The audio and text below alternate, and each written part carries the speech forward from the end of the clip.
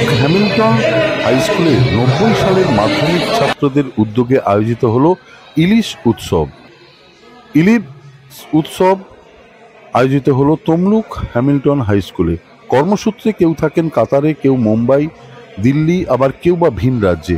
1990 সালের Tamluk Hamilton high স্কুলের মাধ্যমিক ব্যাচের বন্ধুরা ভোলেননি তাদের বন্ধুত্ব।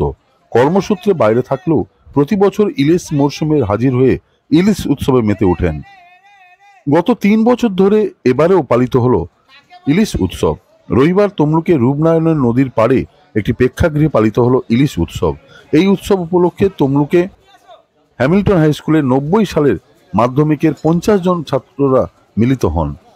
সারাদিন ধরে ইলিশ উৎসবে মেতে ওঠেন তারা। এদিন ইলিশের 5 ধরনের মেনু তৈরি হয়: ইলিশ ভাপা, ইলিশ ভাজা, পুঁই শাক দিয়ে ইলিশ, সর্ষে ছাড়া ইলিশের টক ও ইলিশের অম্বল।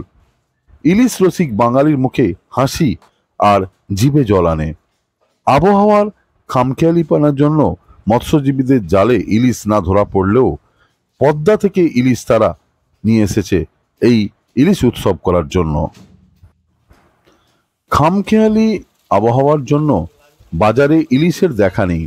ইলিশের দাম আকাশ ছোঁয়া, তার মধ্যেও ইলিশের নানা পদের আয়োজন করলো হ্যামিল্টন হাই স্কুলের। 90 সালের মাধ্যমিক পড়ুয়াদের বক্তব্য, প্রত্যেকেই কর্মরত সূত্রে বাইরে থাকে, একদিন তারা মিলিত হয়।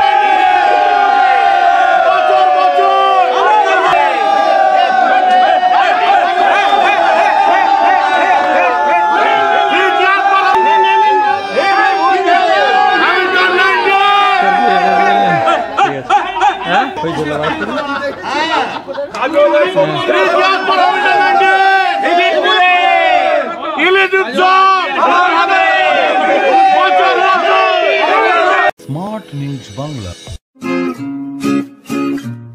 Smart news Bangla.